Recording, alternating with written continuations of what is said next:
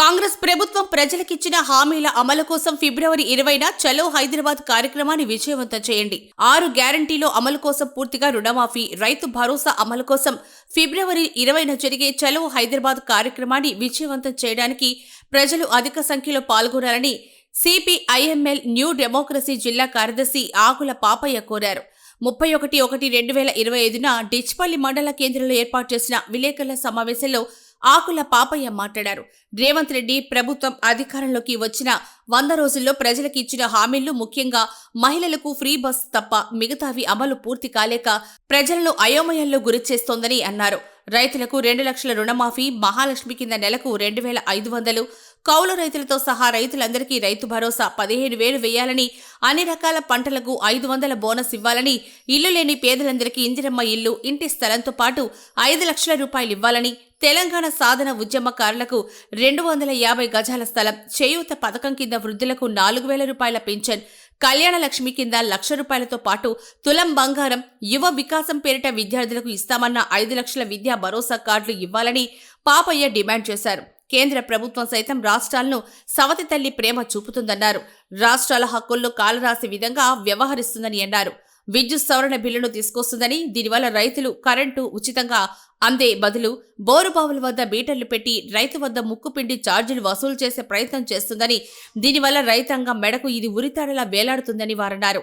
ఇప్పటికైనా ప్రభుత్వాలు ప్రజలకిచ్చిన హామీలను అమలు పరచాలనే డిమాండ్తో 22/2025న చలో హైదరాబాద్ సిపిఎంఎల్ న్యూ డెమోక్రసీ ఆధ్వర్యంలో నిర్వహిస్తున్నామని, ఈ కార్యక్రమానికి ప్రజలు అధిక సంఖ్యలో పాల్గొని విజయవంతం చేయాలని పాపయ్య కోరారు. ఈ ప్రెస్ మీట్లో ఏఐకేఎంఎస్ జిల్లా అధ్యక్షులు వేల్పూరు భూమయ్య, న్యూ డెమోక్రసీ డిచ్పల్లి మండల కార్యదర్శి జేపీ గంగాధర్, పీఓడబ్ల్యూ జిల్లా ప్రధాన కార్యదర్శి సుప్రియ, సాయినాథ్, గంగాదాస్ తదితరులు పాల్గొన్నారు.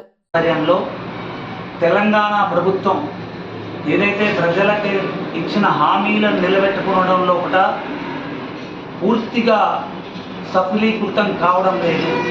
దాన్ని మీరు అమలు చేయండి దాన్ని అని చెప్పేసి ఒక ప్రజా ప్రదర్శన అనేది ఉంటుంది. ఎందుకంటే రైతులకు 2 లక్షల రుణమాఫీ అని అన్నారు. నీ దగ్గర 8,000 10,000 ఉంది, మీరు బ్యాంకులో కట్టుకోండి, లేకపోతే మేము మళ్ళీ చెప్తామని అంటుంది. నువ్వు 2 లక్షల మేరకు నువ్వు వాగ్దానం చేసినావు కాబట్టి దాన్ని మాఫీ చేయవలసిన బాధ్యత నీ మీద ఉంది.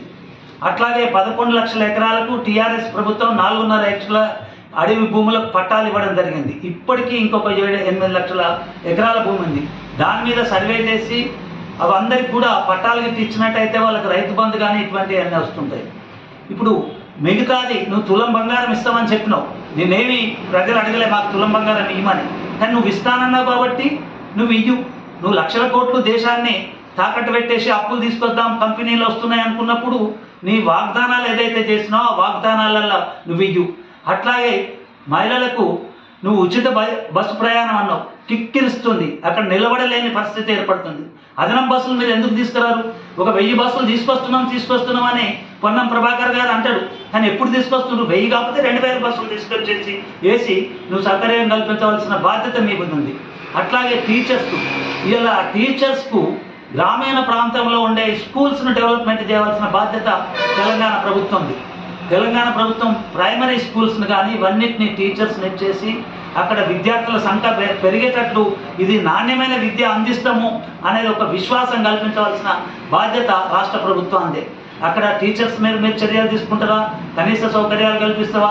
కనీసం బాత్రూములు లేని స్కూల్స్ కూడా ఉన్నాయి. ఇవన్నిటి సౌకర్యాలు కల్పించాలి అని చెప్పేసి గవర్నమెంట్కు ఒక దిక్కు ఇంకొక దిక్కు చెప్తున్నావు. ఇవాళ నువ్వు ప్రజాస్వామికంగా ఉంటానంటున్నావు. అయ్యా ఇవాళ రాడికల్స్ పేరు మీద నువ్వు 100 మందిని